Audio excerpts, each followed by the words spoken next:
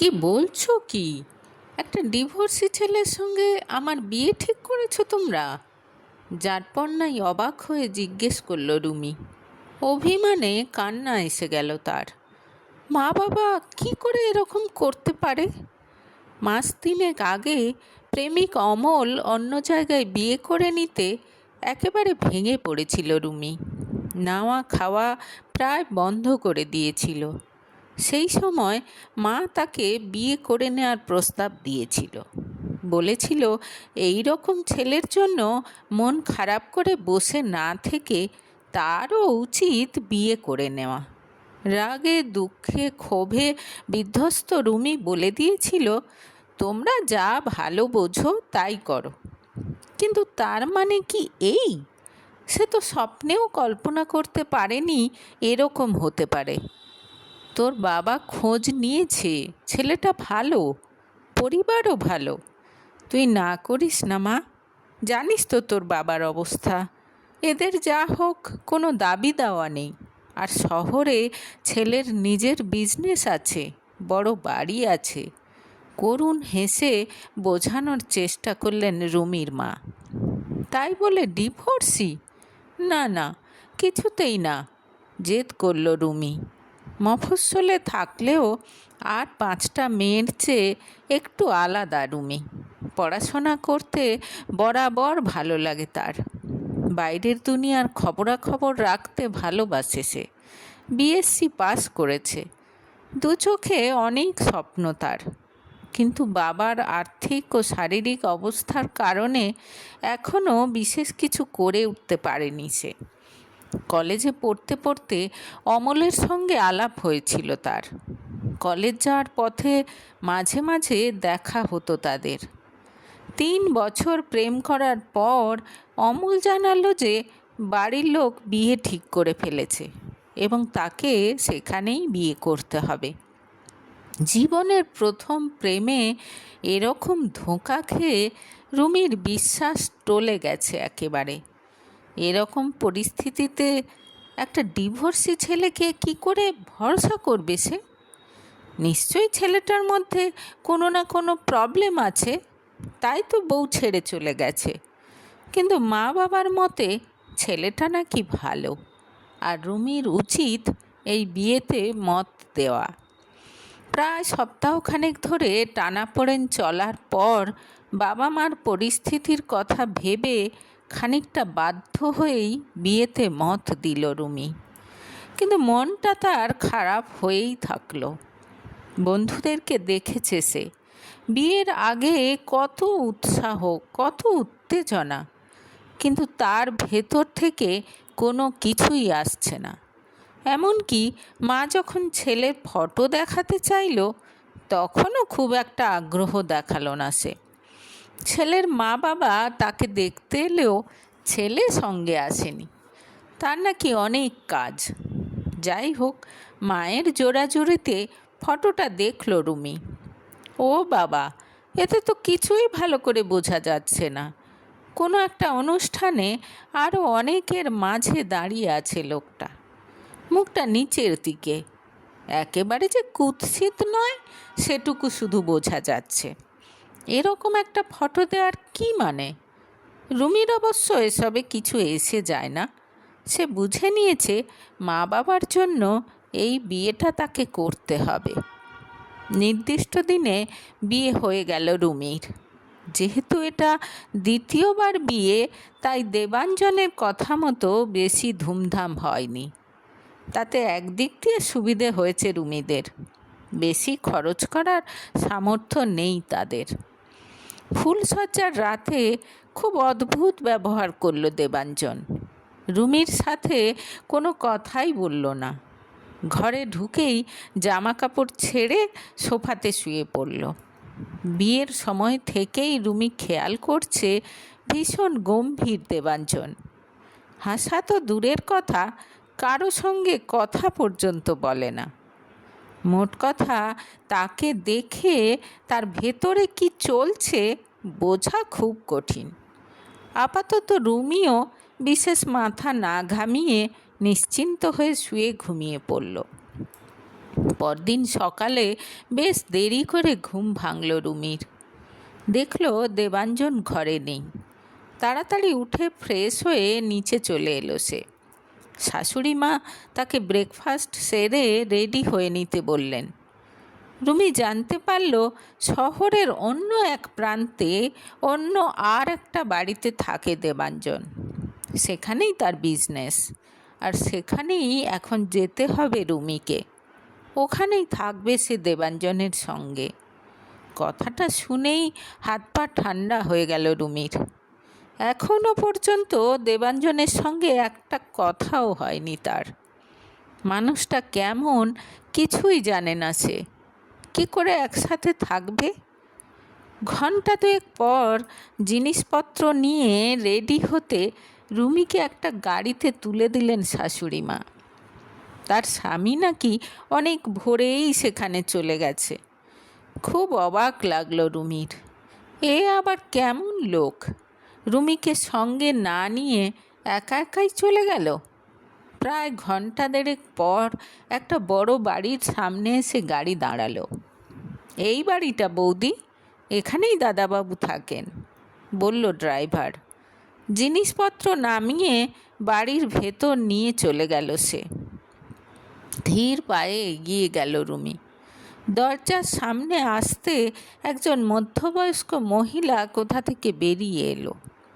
এসো বৌদি, বলে হাসি মুখে রুমিকে ভেতরে আসতে বলল মহিলা। ভেতরে ঢুকে চারদিকে তাকালো রুমি। বিশাল বড় ড্রয়িং রুম, সব রকম আসবাবপত্র আছে, কিন্তু কেমন যেন শ্রীহীন। কেমন শীতল এক বিষণ্ণতা যেন চারদিকে ছড়িয়ে রয়েছে। মুহূর্তের মধ্যে মন খারাপ হয়ে গেল রুমির। এ কোথায় চলে এলো সে? বৌদি, আমি ঝর্ণা, দাদার রান্নার লোক। এ বাড়িতেই থাকি। চলো তোমাকে তোমার ঘর দেখিয়ে দিই, তারপর তুমি জামা কাপড় ছেড়ে নাও। আমি তোমার জন্য চা বানাচ্ছি, সামনে এসে বলল ঝর্ণা। ওপরে যে ঘরটাতে ঝর্ণা তাকে নিয়ে এলো, সেখানে এসেও সেই একই অনুভূতি হলো রুমির। কেমন যেন বিষণ্ণতা চারদিকে। জামা কাপড় ছেড়ে নিচে চলে এলো সে। ঝর্ণার সঙ্গে টুকটাক কথা হলো। বাড়িটার চারদিকে ঘুরে দেখল সে। বেশিরভাগ রুমই বন্ধ। সামনে একটা বাগান আছে, তাতে কিছু ফুল ফুটে রয়েছে। একেবারে রাতে খেতে বসে দেবাঞ্জনের সঙ্গে দেখা হলো রুমির। মুখে তার কোনো কথা নেই, চুপচাপ মুখ নিচু করে খেয়ে উঠে গেল সে। আশ্চর্য লোক তো, নতুন বউ রুমি, এ বাড়িতে নতুন এসেছে আজই। সুবিধে অসুবিধেও তো জিজ্ঞেস করে মানুষ। চুপচাপ খেয়ে ঘরে চলে এলো রুমি। কিন্তু তার বর তো এই ঘরে নেই, তার কোনো জিনিসপত্রও নেই। তাহলে নিশ্চয়ই সে অন্য কোনো ঘরে রয়েছে। খুব রাগ হলো রুমির সবার ওপর। কারো যেন কোনো পরোয়া নেই তার জন্য। কিছুক্ষণ পর দরজায় ঠকঠক আওয়াজ হতে খুলে দেখল দেবাঞ্জন দাঁড়িয়ে। আমি পাশের ঘরেই আছি, কোনো দরকার হলে বলবে, বলে চলে গেল সে। রুমিকে কিছু বলার সুযোগ পর্যন্ত দিল না। খুব একটা অদ্ভুত মানুষের সঙ্গে যে তার বিয়ে হয়েছে সেটা বুঝতে পারল রুমি। কি করে থাকবে সে এখানে? কি করবে সারাদিন? ভাবতেই কান্না পেয়ে গেল তার। নিজের ভাগ্যের ওপর রাগ হলো। বিছানায় শুয়ে একথা ও কথা ভাবতে ভাবতে একসময় ঘুমিয়ে পড়ল সে। এরকমভাবে দুদিন কেটে গেল। সারা দিন শুয়ে বসে থেকে বিরক্ত হয়ে গেল রুমি। ঝর্ণা তাকে কোনো কাজ করতে দেয় না। বরের সঙ্গে সারা দিন দেখা হয় না তার। রাতে একসঙ্গে খেতে বসলেও কোনো কথা বলে না দেবাঞ্জন। চুপচাপ খেয়ে উঠে অন্য ঘরে শুতে চলে যায়। কিসের জন্য সে বিয়ে করেছে এটাই সারাক্ষণ ভাবে রুমি। পরদিন দুপুরে খাওয়ার পর রুমি আবার পুরো বাড়িটা ঘুরে দেখতে লাগলো। নিচের তলার ঘরগুলো দেখতে দেখতে একটা ঘরে ঢুকে এসে অবাক হয়ে গেল। কত বই সাজানো! 4টে আলমারিতে শুধু বই। খুব উত্তেজিত হয়ে বই বার করে করে দেখতে লাগলো রুমি। কি ভালো ভালো সব বই! সায়েন্সের বই, এনসাইক্লোপিডিয়া, দেশি বিদেশি কত গল্পের বই। মনটা আনন্দে ভরে গেল রুমির। বেশ কয়েকটা বই বার করে নিল সে। ঘরে একটাই চেয়ার টেবিল আছে, সেখানে বসে পড়ল। কিন্তু দিনের বেলা লাইট জ্বালিয়েও আলো বেশ কম ঘরটাতে। তবু সেই আলোতেই একটা গল্প বই পড়তে শুরু করে দিল সে। পড়তে পড়তে কখন যে ঘুমে ঢলে পড়েছে রুমি, তা সে নিজেই জানে না। হঠাৎ মাথায় কারো ছোঁয়া লাগতে চমকে উঠল সে। সামনে গম্ভীর মুখে দেবাঞ্জন দাঁড়িয়ে। সম্ভবত ঘুমের মধ্যে টেবিলের থেকে ঝুলে গিয়েছিল রুমির মাথা। তুলে দিয়েছে দেবাঞ্জন। তাকে দেখে ভয় পেয়ে গেল রুমি। অনেকগুলো বই বার করেছে সে। নিশ্চয়ই দেবাঞ্জন তাকে বকবে এবার। কিন্তু কিছু না বলে বেরিয়ে গেল সে। তাড়াতাড়ি বইগুলো জায়গা মতো রেখে দিয়ে বেরিয়ে এলো রুমি। রাত 8টা বেজে গেছে। এতক্ষণ ঘুমিয়েছিল সে। যাই হোক, মনের মধ্যে সামান্য হলেও একটু খুশি হলো তার। আপাতত কিছুদিন বইগুলো পড়ে সময় কাটানো যাবে। খাওয়ার টেবিলে যথারীতি কোনো কথা বলল না দেবাঞ্জন। পরদিন দুপুরে খাওয়ার পর আবার সেই ঘরে গেল রুমি। লাইট জ্বালতেই ঝকঝক করে উঠল চারদিক। চমকে গেল সে। কালকেই তো আলোটা একদম মিটমিট করছিল। তার মানে কি লাইট পাল্টানো হয়েছে? মুহূর্তের মধ্যে একটা ভালো লাগা তৈরি হলো রুমির মনে। স্বামী মানুষটা তার মানে বুঝেছে যে সে আবার আসবে, এবং সেজন্য ঘরের লাইটটা সময় করে পাল্টেও দিয়েছে। অতটা উদাসীন তো নয় তার মানে। মনের আনন্দে বেশ কিছু বই বার করে পড়তে বসে গেল রুমি। পড়তে পড়তে একসময় অন্য দুনিয়ায় চলে গেল সে। হঠাৎ পেছনে আওয়াজ পেয়ে চমকে ফিরে তাকিয়ে সে দেখল দেবাঞ্জন এসেছে। ধড়ফড় করে উঠে দাঁড়ালো সে। বসো বসো, আমি বলছিলাম যদি তুমি এমন কোনো বই পড়তে চাও যেটা আমার এখানে নেই, তাহলে বলো, আমি আনিয়ে রাখবো। একদম সামনে এসে শান্ত গলায় বলল দেবাঞ্জন। রুমি খেয়াল করল অন্য সময়ের মতো কঠিন লাগছে না তার মুখটা, বরং বেশ কমনীয় লাগছে তার শ্যামলা পুরুষালী চেহারা। কোনো কথা না বলে ঘাড় নেড়ে শুধু সম্মতি জানালো রুমি। চলে গেল দেবাঞ্জন। মনটা একটা অদ্ভুত ভালো লাগায় ভরে গেল রুমির। তবে কি সে স্বামীকে ভুল বুঝেছে? পরদিন সকালে ব্রেকফাস্ট খেয়ে রুমি ঠিক করলো দেবাঞ্জনের বিজনেস কেমন চলছে দেখতে যাবে। বাড়ির পেছনেই তার ওয়ার্কশপ আছে বলে শুনেছে সে ঝর্নার কাছে। ফার্নিচারের বিজনেস দেবাঞ্জনের। একা একাই সেদিকে পা বাড়ালো রুমি। ওয়ার্কশপের ভেতরে এসে অবাক হয়ে গেল রুমি। অনেক লোক কাজ করছে। বেশ বড় একটা কাঠের টুকরোর ওপর খুদে খুদে নকশা কাটছে দেবাঞ্জন। কি সুন্দর সে নকশা! মুগ্ধ হয়ে দেখতে লাগলো রুমি। দেবাঞ্জনের যেন কোনো দিকে হুঁশ নেই। দাদা, ও দাদা, ডাক দিল একটা ছেলে। মুখ তুলে রুমিকে দেখে একেবারে চমকে উঠল দেবাঞ্জন, আর সঙ্গে সঙ্গে মুখে লাজুক হাসি দেখা গেল তার। এই প্রথম তাকে হাসতে দেখল রুমি। বাচ্চাদের মতো সরল অমলিন সেই হাসি। তুমি এখানে? চারদিকে কাঠের গুঁড়ো আর ধুলো, কোথায় বসতে দিই বলো তো? এদিক ওদিক তাকিয়ে বলল কুণ্ঠিত দেবাঞ্জন। আপনি এইসব করেন জানতাম না তো। এই প্রথম দেবাঞ্জনকে সরাসরি কিছু বলল রুমি। ও বাবা, না হলে আর কে করবে? এ ব্যাপারে দাদা কাউকে ভরসা করে না। প্রতিটা ফার্নিচারের গায়ে নকশা দাদা নিজে করে, বলল সেই ছেলেটি। আরে ওই নকশাটাই তো আমাদের ট্রেডমার্ক, ওটার জন্যই তো এত ডিমান্ড আমাদের ফার্নিচারের। গর্বের হাসি হেসে উত্তর দিল দেবাঞ্জন। স্টোরে নিয়ে গিয়ে রুমিকে বেশ কিছু নকশা দেখালো সে। এক দৃষ্টিতে তাকে দেখছিল রুমি। এই মানুষটাকে বাড়িতে সম্পূর্ণ অন্য রূপে দেখে সে। ভাগ্যিস আজ এখানে এসেছিল, না হলে কত কিছু অজানা থেকে যেত তার কাছে। আরও কিছুক্ষণ সেখানে থেকে ফিরে এলো রুমি। আজ রাতের খাবার আমি বানাবো, সন্ধেবেলা ঝর্ণাকে জানালো রুমি।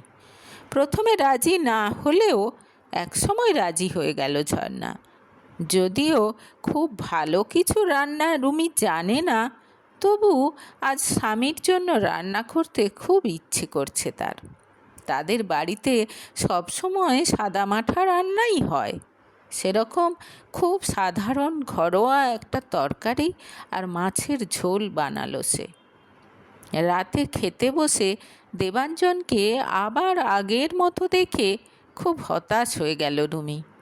এই তো দুপুরে এত উৎসাহ নিয়ে নিজের হাতের কাজ দেখালো। রুমি ভেবেছিল এবার তাদের সম্পর্কটা একটু সহজ হবে, কিন্তু কোথায় কি! অধীর আগ্রহ নিয়ে তার প্রতিক্রিয়া দেখতে চাইল রুমি। আজ বৌদি নিজে রান্না করেছে, একবার এসে বলে গেল ঝর্ণা। মাছের ঝোল দিয়ে খেতে খেতে একবার শুধু ভালো হয়েছে বলল দেবাঞ্জন। এমনকি মুখটা তুলে রুমির দিকে তাকালো না পর্যন্ত। পরদিন থেকে বাধ্য হয়ে এটা ওটা কাজ করতে শুরু করলো রুমি। ঝর্ণা তাকে কিছুই করতে দেয় না, কিন্তু সে জোর করে করে। তা না হলে তার সময় কাটবে কি করে? আসার সময় শাশুড়ি মা তার হাতে বেশ কিছু টাকা দিয়েছেন। একদিন একা একাই বাজারে চলে গেল রুমি। বেশ কিছু মরশুমি ফুলের বীজ, চারা আর প্রয়োজনীয় কিছু জিনিস কিনে আনলো। বাগানে গিয়ে মাটি খুঁড়ে একা একাই সব লাগিয়ে দিল সে। কয়েকদিনের মধ্যে রুমির লাগানো গাছগুলো ফুলে ভরে গেল। রোজ বেশ অনেকটা সময় গাছের পরিচর্যা করেই কাটিয়ে দেয় রুমি। আর রোজ একটা করে পদ রান্না করে। খুব ভালো করে পর্যবেক্ষণ করে সে বুঝেছে তার রান্না মুখে দিলে দেবাঞ্জনের মুখটা চেঞ্জ হয়ে যায়, আর সেটা দেখতে ভালো লাগে রুমির। যদিও এখনও তার সঙ্গে ভালো করে কথা বলে না দেবাঞ্জন। মাঝে মাঝে রুমি ভাবে তার তো কোনো প্রয়োজনই নেই দেবাঞ্জনের জীবনে, তাহলে কেন বিয়ে করলো সে? কয়েকদিন পর একদিন হঠাৎ দুপুরে বাড়ি এসে হাজির দেবাঞ্জন। অন্যদিন তার খাবার নিয়ে যায় একটা ছেলে। আজ হঠাৎ এসে রুমির খোঁজ করল দেবাঞ্জন। চান করতে যাওয়ার আগে বাগানে কাজ করছিল রুমি। সেখানে এসে দেবাঞ্জন জানালো রুমির বাবা খুব অসুস্থ, হসপিটালে নিয়ে যাওয়া হয়েছে। দেবাঞ্জনকে ফোন করে সে খবর জানিয়েছে রুমির মা। তাড়াতাড়ি রেডি হয়ে নাও, আমাদের যেতে হবে, আদেশের সুরে বলল দেবাঞ্জন। তাড়াতাড়ি চান খাওয়া সেরে রেডি হয়ে নিল রুমি।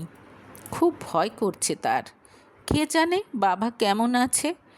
গাড়িতে উঠতে গিয়ে অবাক হয়ে গেল রুমি। দেবাঞ্জন আগে থেকে গাড়িতে বসে আছে। আপনি কোথায় যাচ্ছেন? আমিও যাব, তোমার বাবা অসুস্থ হয়েছেন, আমাকে তো যেতেই হবে, বলল দেবাঞ্জন। তার মুখে উদ্বেগের ছাপ স্পষ্ট। ব্যাপারটা খুব ভালো লাগলো রুমির। যাক, দায়িত্ব কর্তব্যের জ্ঞান আছে তার মানে।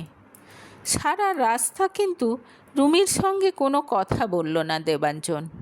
মাঝে শুধু একবার জিজ্ঞেস করেছিল সে কিছু খাবে কি না বা টয়লেট যাবে কি না। না বলে দিয়েছে রুমি। গাড়ি নিয়ে প্রথমেই হসপিটালে চলে গেল তারা। আইসিইউর বাইরে থেকে বাবাকে দেখে কেঁদে ফেলল রুমি। মা ছুটে এলো তাদের দেখে। মাও হাউমাউ করে কাঁদতে লাগলো। প্রথমে খানিকটা অস্বস্তি হলো দেবাঞ্জনের, কিন্তু সঙ্গে সঙ্গে কাটিয়ে উঠে দুজনকেই সান্ত্বনা দিল সে। রুমি আর তার মাকে নিয়ে এসে বাইরে বসালো। টুকটাক প্রশ্ন করে জানতে চাইল ঠিক কী হয়েছিল রুমির বাবার। কথা বলতে বলতে ডাক্তারবাবুকে দেখা গেল। উঠে গিয়ে তার সঙ্গে কথা বলল দেবাঞ্জন। এরপর আরও 2 দিন আইসিইউতে থাকতে হলো রুমির বাবাকে। এই 2 দিন প্রায় সময়টা হসপিটালে কাটালো দেবাঞ্জন। রুমি আর তার মাকে জোর করে বাড়ি পাঠিয়ে দিল রেস্ট নেওয়ার জন্য। অবাক হয়ে নিজের স্বামীকে দেখছে বারবার রুমি। সে বুঝতে পারছে সে যা ভেবেছে এতদিন সব ভুল। তার মা তো আহ্লাদে একেবারে গদগদ। বারবার বলছে, কী রে, বলেছিলাম না ছেলেটা ভালো, দেখলি তো নিজের ছেলেও তো এরকম করে না রে। যখন থেকে এসেছে সব খরচ খরচা পর্যন্ত নিজে করছে। রুমিও যেন হিসেব মেলাতে পারছে না, ঠিক বুঝতে পারছে না এসব কি লোক দেখানো না কি। বিপদ কেটে যেতে রুমির বাবাকে যখন জেনারেল বেডে দেওয়া হলো, তখন রুমিকে ডেকে দেবাঞ্জন বলল, এবার আমি বাড়ি যাই, কাজ আছে তো। তুমি চাইলে আর কয়েকদিন থেকে বাবা একেবারে বাড়ি ফিরলে তারপর এসো। আর এই নাও কিছু টাকা, দরকার মতো খরচ করো। আবেগের আতিশয্যে কিছু বলতে না পেরে একেবারে কেঁদে ফেলল রুমি। আরে কাঁদছো কেন? বাবা তো ঠিক হয়ে গেছেন। ডাক্তারবাবু বলেছেন 2-1 দিন দেখে ছেড়ে দেবেন, সান্ত্বনা দিল দেবাঞ্জন। কাঁদতে কাঁদতেই রুমি বলল, কেমন মানুষ তুমি, এদিকে এত খেয়াল রেখেছ সব কিছুর, অথচ আমার বেলা এরকম কেন? এবার খানিকটা হকচকিয়ে গেল দেবাঞ্জন। ভাগ্যিস এদিকটায় কেউ নেই। প্রথমবার রুমির হাত ধরল সে। তারপর শান্ত গলায় বলল, আমি জানি আমি তোমার সঙ্গে অন্যায় করেছি। কি করব বলো? শ্রাবণী ছেড়ে চলে যাওয়ার পর নিজেকে শক্ত করতে হয়েছে। ভীষণ ভালোবাসতাম আমি ওকে। ও চলে যেতে পাগলের মতো অবস্থা হয়ে গেছিল আমার। ধীরে ধীরে সব ঠিক হয়। মনে মনে প্রতিজ্ঞা করি আর কোনো দিন কাউকে ভালোবাসবো না। এদিকে মা বাবা বিয়ে দেওয়ার জন্য অস্থির হয়ে উঠল। ওদের দুঃখ দিতে পারবো না বলে বিয়ে করি, কিন্তু ঠিক করি তোমাকে কোনো দিন মন থেকে ভালোবাসবো না। কিন্তু তুমি তো যেন ঠিক করেই এসেছো যে আমাকে পাল্টে ছাড়বে। জানো, যেদিন তুমি আমার জন্য রান্না করলে কি ভালো লেগেছিল আমার। আমার বাগানে নতুন ফুল ফোটালে তুমি। আমার প্রাণহীন বাড়িটাতে একটু একটু করে প্রাণ সঞ্চার করলে। আমার লাইব্রেরিতে কত বছর পর কারো পায়ের ছাপ পড়ল। আমার হাতের কাজ দেখে তোমার 2 চোখে মুগ্ধতা মন ছুঁয়ে গেল আমার। আর এই সবের মধ্যে দিয়ে আবার ভালোবাসতে শুরু করে দিলাম আমি। হ্যাঁ রুমি, ভালোবেসে ফেলেছি আমি তোমাকে। তাহলে দূরে সরিয়ে রেখেছো কেন আমাকে? অভিমান ঝরে পড়ল রুমির গলায়। মাথা নিচু করে নিল দেবাঞ্জন। নিচু গলায় বলল, ঠিক আছে, আর ভুল হবে না। তার কথা শুনে আচমকা লজ্জা পেয়ে গেল রুমি। জানলা দিয়ে সূর্যের আলো এসে তার মুখে পড়েছে। আলোয় মাখামাখি সেই মুখের দিকে তাকিয়ে প্রতিজ্ঞা করল দেবাঞ্জন, আর কোনো কষ্ট দেবে না রুমিকে।